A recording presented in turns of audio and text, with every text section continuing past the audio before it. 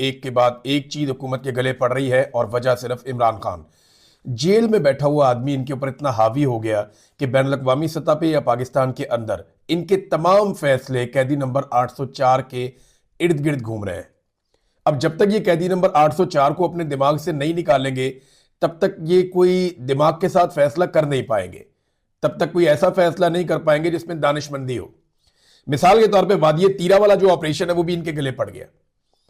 अब हुआ ये कि गुज़िश्ता रात एक स्टेटमेंट जारी कर दिया वजारत इत्तलात ने और एक नोटिफिकेशन निकाल दिया कि वादिये तीरा में तो ऑपरेशन ही कोई नहीं हो रहा, और ये कहना शुरू कर दिया कि वहां से लोगों को निकालने का तो हमने कहा ही नहीं, ये तो लोग खुद निकल रहे हैं वहां से, या सूबाई हुकूमत इसके ऊपर सियासत कर रही है।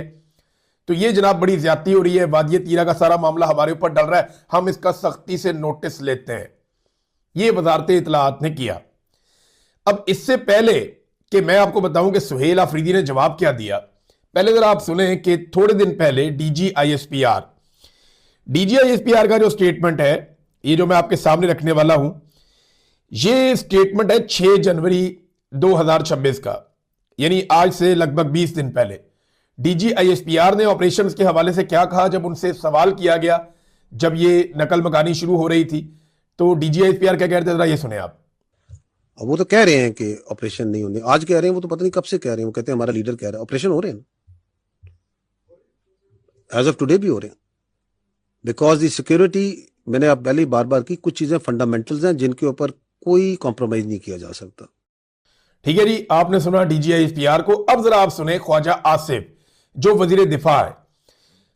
जब डीजीआईएसपीआर ने यह स्टेटमेंट दिया तो उसके बाद कौमी असेंबली में खड़े होकर ख्वाजा आसिफ जो वजीर दिफा है, उन्होंने क्या बयान दिया ऑपरेशन के हवाले से, ये जरा आप सुने।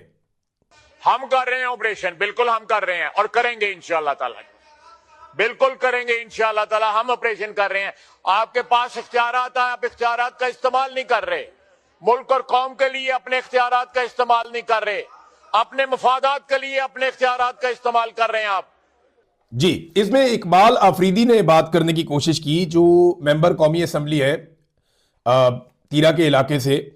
जब उन्होंने ये बात करने की कोशिश की तो उन्हें रोक दिया गया, उन्हें बात नहीं करने दी गई, बल्कि फिजिकली रोका गया। हालांकि कौमी असेंबली में ऐसा होता नहीं है, लेकिन उन्हें रोका गया और ख्वाजा आसिफ ने कहा जी हम कर रहे हैं ऑपरेशन, बिल्कुल कर रहे हैं।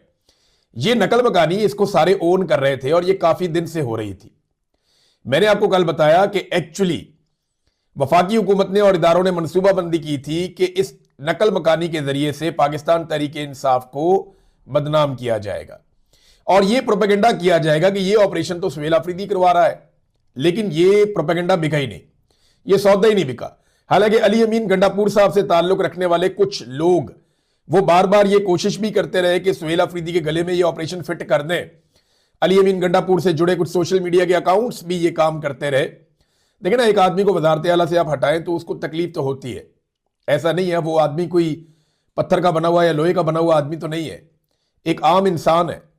तो जब आप उसको वजारत आला से उठाएं और इस तरह उसको छोड़नी पड़ जाए तो फिर उसके लोगों को तकलीफ तो होती है, तो वो रिएक्शन भी नजर आता है। तो अब सुहेल आफरीदी ने फाइनली इसका जवाब दिया। एक तो मैंने आपके सामने साबित कर दिया कि ऑपरेशन हो रहे हैं, डीजीआईएसपीआर भी कह रहा है, वजीर दिफा भी कह रहा है, इन दोनों ने कह दिया कि ये ऑपरेशन हो रहे हैं।